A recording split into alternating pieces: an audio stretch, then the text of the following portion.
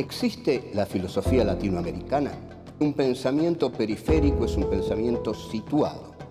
Europa se arroja sobre América Latina la herencia de los pueblos originarios, los proyectos de nación, el porqué de este pensamiento, el rechazo al colonialismo, la unión latinoamericana, la lucha de clases en Argentina, países subalternos, marginados, que no han participado de la centralidad de la historia. América Latina, filosofía y colonialismo.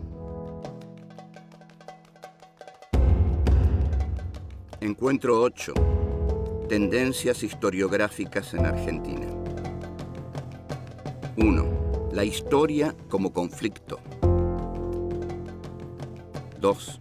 El revisionismo histórico y la historiografía liberal. 3. Forja y la década infame. 4. Los hechos y las interpretaciones de los hechos.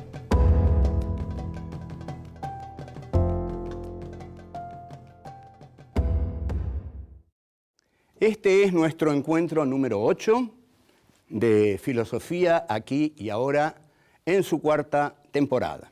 El tema que tratamos en esta cuarta temporada es América Latina, filosofía y colonialismo. El tema que nos va a ocupar hoy, y nos va a ocupar fuertemente, es el de las tendencias históricas en la Argentina. Que haya distintas tendencias históricas quiere decir que hay distintos puntos de vista sobre la historia. Que haya distintos puntos de vista sobre la historia quiere decir que hay distintas clases sociales que los sostienen, que hay distintos grupos sociales que tienen distintas miradas y que esas distintas miradas establecen conflictos, antagonismos. O sea que la historia no es un lecho de rosas, la historia es un lecho de conflictos. Y estos conflictos se expresan también en las interpretaciones que cada uno de esos grupos, clases o subclases, hace de la historia. Uno de los grupos que comienza por diferenciarse de la trasnochada ya historiografía liberal que había escrito el general Mitre o que después siguió Ricardo Rojas, que José Ingenieros también escribe, y bueno, la cumbre es el Facundo Sarmientino, es la de la escuela revisionista que nace a partir del golpe de Uriburu en 1930.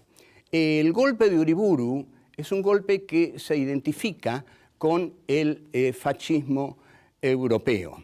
Este Uriburu era un general de pocas luces, lo que quizás es una redundancia, pero bueno, hay algunos con más luces, pero Uriburu muchas no tenía.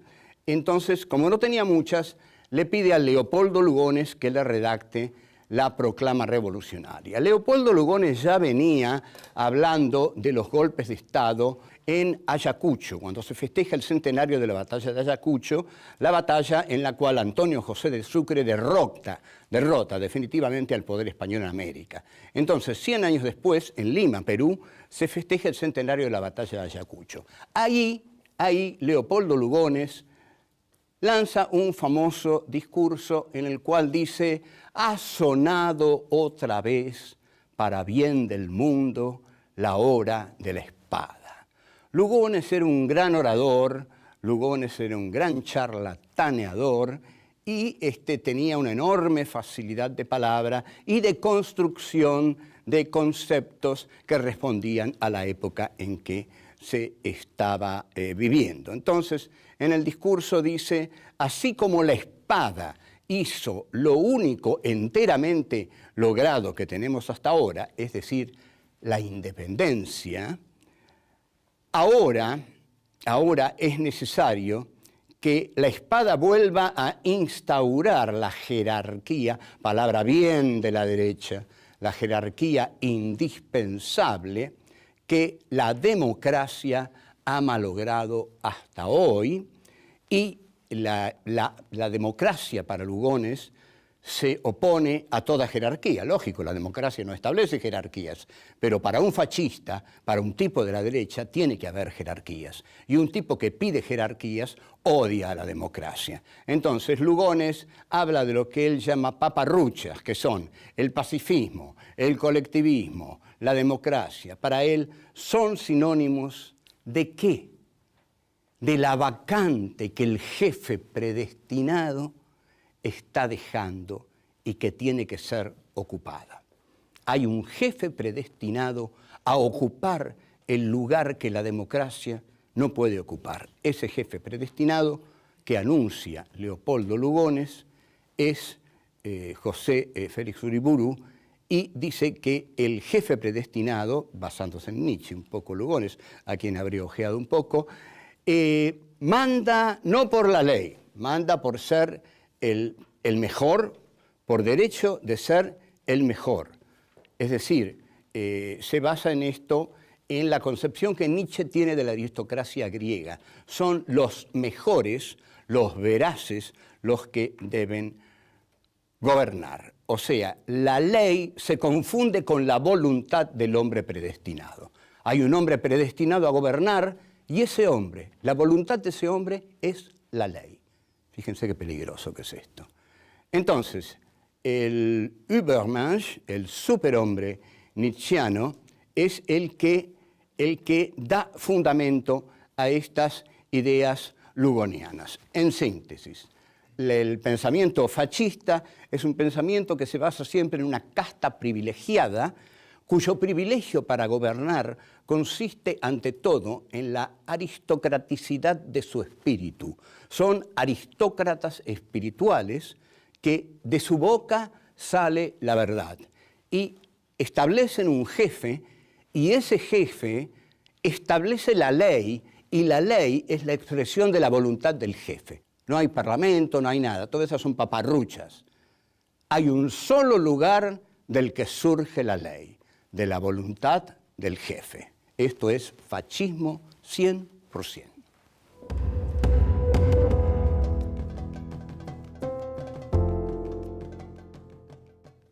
El revisionismo histórico se caracteriza por una gran carencia. Cuando yo reviso algo, dependo de aquello que reviso. El revisionismo histórico se caracterizó todo el tiempo por denostar a la historia oficial e incluso por implantar un panteón alternativo. Es decir, si estaba Sarmiento, pusieron a Rosas, y así, digamos, si estaba los caudillos federales, se oponían a la burguesía ilustrada de Buenos Aires. Pero esta visión alternativista no puede crear un suelo originario desde el cual pensar algo absolutamente nuevo. Por eso, desde aquí les decimos a esos pensadores liberales que cada vez que uno dice algo distinto a la trasnochada historia liberal, le dicen a uno que es un trasnochado revisionista, que uno no es un trasnochado revisionista porque se ha plantado en otro lugar. Yo ya no pienso en la historia liberal, pienso en la historia que estoy pensando autónomamente. En cambio, sí, los revisionistas, como hicieron un movimiento inicial de largada, estaban determinados a destruir a los héroes, a los, digamos, a los próceres de la historiografía liberal. Y entonces, como lo maldito siempre tiene ese sabor tan especial, cuando se dirigen hacia el pasado, encuentran que nuestros torpes liberales han entronizado a un gran maldito en el pasado, como después van a hacer la misma torpeza con Perón. Han entronizado como gran maldito de la historia argentina a don Juan Manuel de Rosas, de quien José Mármol, un mediocre poeta, dijo: ni el polvo de tus huesos la América tendrá. Y lo trajo Menem, y se lo dejaron traer a Menem. ¿Saben por qué? Porque Menem les dijo: señores, a mí me gusta Rosas, le dijo a los oligarcas de la tierra y de las finanzas. Me gusta Rosas, lo quiero traer. No, Rosas no. Pero yo, en cambio, voy a hacer todo lo que ustedes me digan. voy a hacer el plan económico que ustedes me digan, el plan social que ustedes me digan, voy a frenar a la CGT, voy a hacer todo lo que ustedes quieran. Ah, tráigalo a Rosas. Entonces Menem lo trajo a Rosas y hasta lo puso en los billetes de 20 pesos, no pasó nada. Pero hasta ese momento la maldición de mármol estaba ahí, y el polvo de tus huesos la América tendrá. Ahora, los revisionistas sí encuentran en don Juan Manuel de Rosas, y ya lo creo que lo encuentran, al líder fuerte, poderoso y romántico del siglo XIX. ¿Por qué? Porque buscan desde Rosas darle un basamento a Uriburu. Nada tenía que ver el pobre Uriburu con don Juan Manuel, que ese sí era una figura histórica poderosa.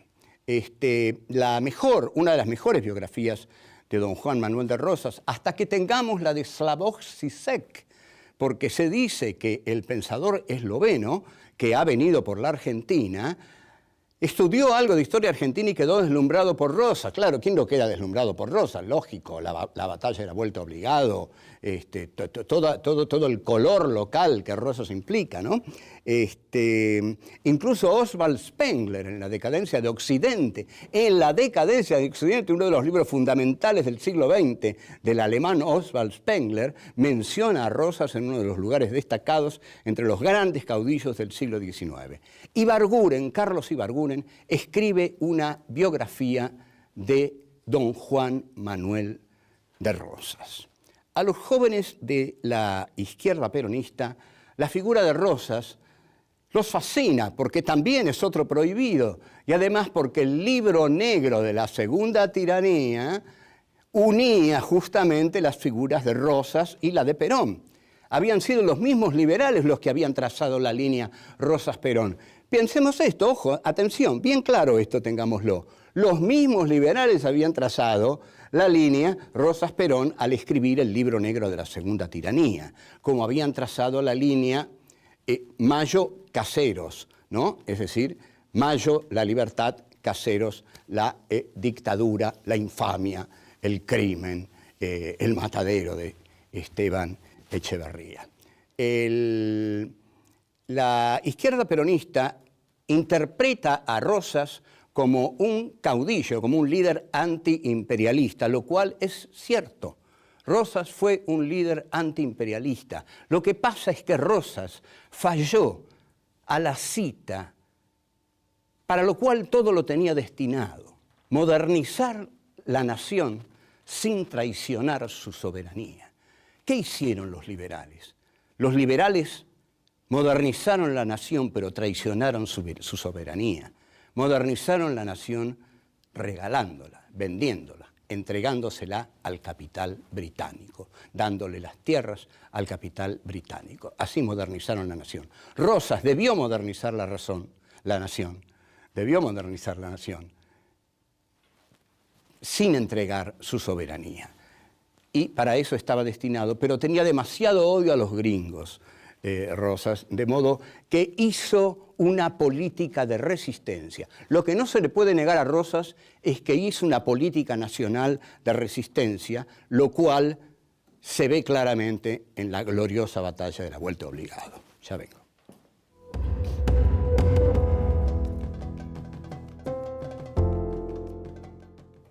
El gobierno de Uriburu dura muy poco porque la oligarquía argentina no quería tener tratos con los gobiernos fascistas europeos porque era liberal a la británica. Siempre los tratos de la oligarquía fueron con Gran Bretaña. En consecuencia, Uriburu dura muy poco y muere a los 2 años en París, cómodamente en la cama, mientras Severino Di Giovanni muere fusilado en una penitenciaría gritando «Viva la anarquía», y el general Uriburu muere muy cómodamente en su cama, y Crítica titula «Hoy en París». Con eso alcanzó para que todo el mundo se enterara. Bien, muere Uriburu, pero ya estaba muerto el uriburismo, el fascismo. Lugones estaba en una depresión tremenda que lo llevaría al suicidio, también por causas de amor, y asume un general, ¿cómo describirlo? Gordito, siempre simpático, que decía todo el tiempo chis.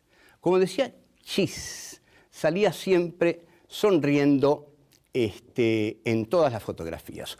Uno tiene que decir chis o whisky. Osvaldo Bayer dice anarquía. Bien. Pero viene la crisis del 29 y la Argentina se va a los caños, señores. Esa Argentina granero del mundo que tanto festeja la oligarquía agraria argentina con tanto orgullo. La generación del 80, hicimos un gran país, los ganados y las mieses, se va a los caños porque la crisis del 29 hace cambiar los términos de intercambio. Entonces, los productos primarios no valen nada y los productos con valor agregado valen mucho. Inglaterra decide no comprar más las carnes argentinas y Argentina se va al diablo. Esa fue la Argentina que construyó la oligarquía. Se fue al diablo en 4 días. Bueno, entonces, para solucionar esto, Julito Roca, el hijo del gran conquistador del desierto, viaja a Inglaterra y hace un acuerdo con las carnes. Y bueno, y está la famosa frase que dice que, bueno, la Argentina es una de las joyas más valiosas de la corona británica. Con gran orgullo dice esto Julito Roca. Frente a esto, frente a esta situación a la cual se llama el teórico José Luis Torres llama la década infame, en la cual surgen muchos de los mejores tangos, en la cual surge Discépolo, creo que esto lo hemos visto, aparece el grupo Forja. El grupo Forja, que es un grupo formado por jóvenes radicales, que son radicales antipersonalistas, porque el radicalismo se dividía en radicales personalistas, que eran irigoyenistas, y antipersonalistas, que eran alvearistas. Los antipersonalistas eran los radicales adictos al régimen, que perduraron. Los radicales personalistas eran los adictos a Irigoyen. Forja establece un slogan que es: somos una Argentina colonial, queremos ser una Argentina libre. Sus principales integrantes son figuras brillantes como Scalabrini Ortiz, Arturo Jauretche, Homero Mansi. Entonces, digamos, todos ellos se nuclean ahí y efectivamente son tipos brillantes, ¿no? Y los que no tenían formación teórica, como Scalabrini Ortiz, se la hacían, se formaban teóricamente, y Scalabrini Ortiz deja su costado literario, que se había plasmado en El hombre que está solo y espera, y escribe la historia de los ferrocarriles argentinos, que es un acto totalmente patriótico, porque él no estaba destinado a eso, y escribe realmente una muy seria y documentada historia de los ferrocarriles argentinos acerca de cómo fueron entregados y negociados con Gran Bretaña. Jauretche, por su lado, inaugura una ensayística irónica, despiadada, en la que muestra todo lo que logra el humor, todo lo que el humor es capaz de erosionar una ideología tomándole el pelo, que es lo que logra Jauretche con la oligarquía argentina. El grupo Forja confluye finalmente en el primer peronismo, pero no logra una inserción muy profunda. Y también tenemos como historiador liberal, del constitucionalismo liberal, como le gustaría decirlo a él, a Tulio Alperín Donghi, que bueno, es un historiador que ha escrito un libro que se llama Revolución y Guerra, muy valorado, y que después del golpe de Onganía se exilió y se dedicó a escribir libros fundamentalmente antiperonistas, con algún sólido basamento y con algún no sólido basamento. A mí no me interesan mucho los libros de Alperín Donghi. De este modo vamos a pasar a otra visión de que la historia da de los procesos políticos y sociales en la Argentina. Nos vemos.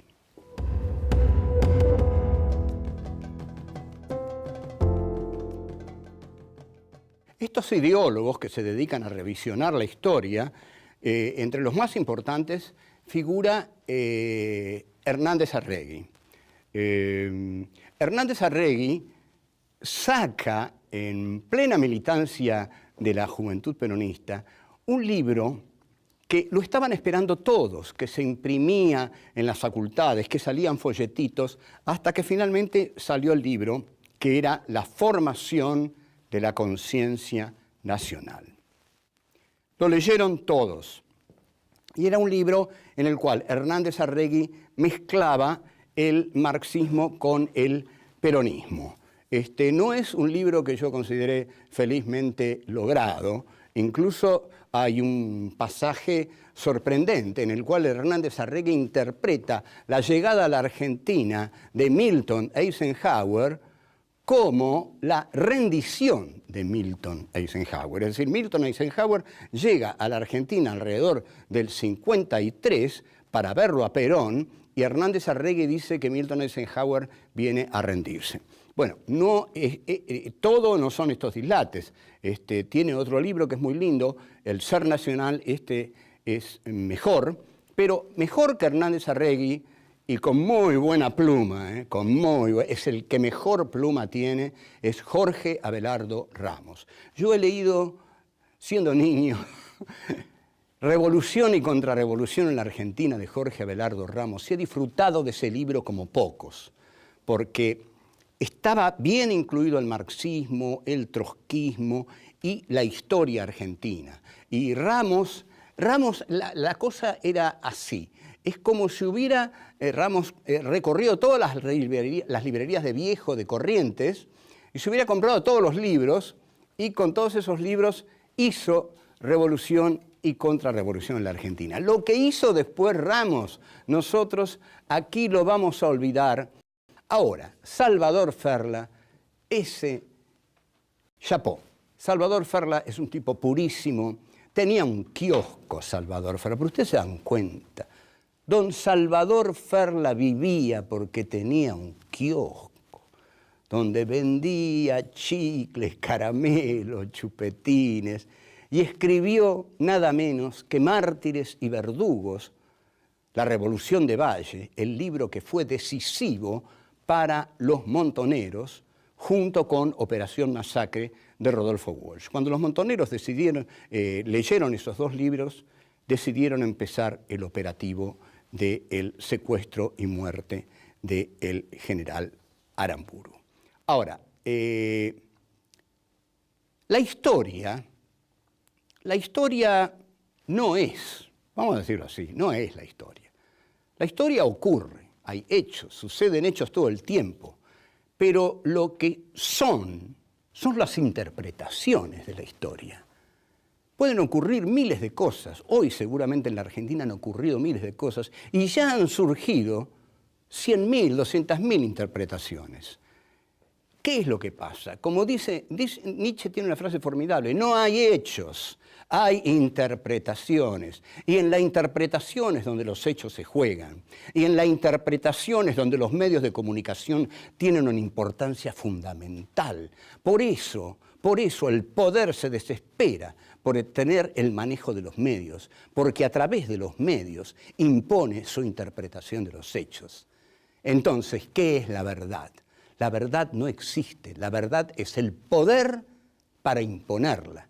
Aquel que impone su visión de la realidad como la visión de la realidad, como la verdad, ese ha creado la verdad.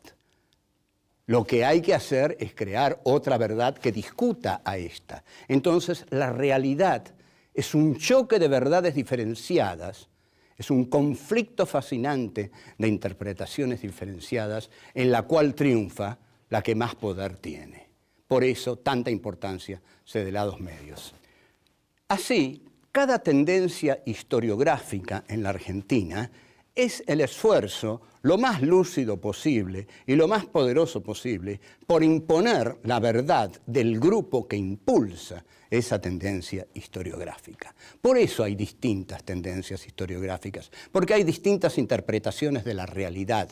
La realidad no da la verdad.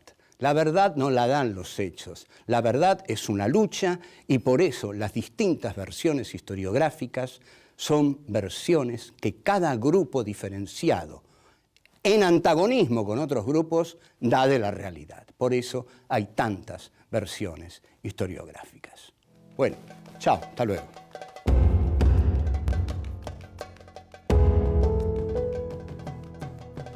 Hay un solo lugar del que surge la ley, de la voluntad del jefe.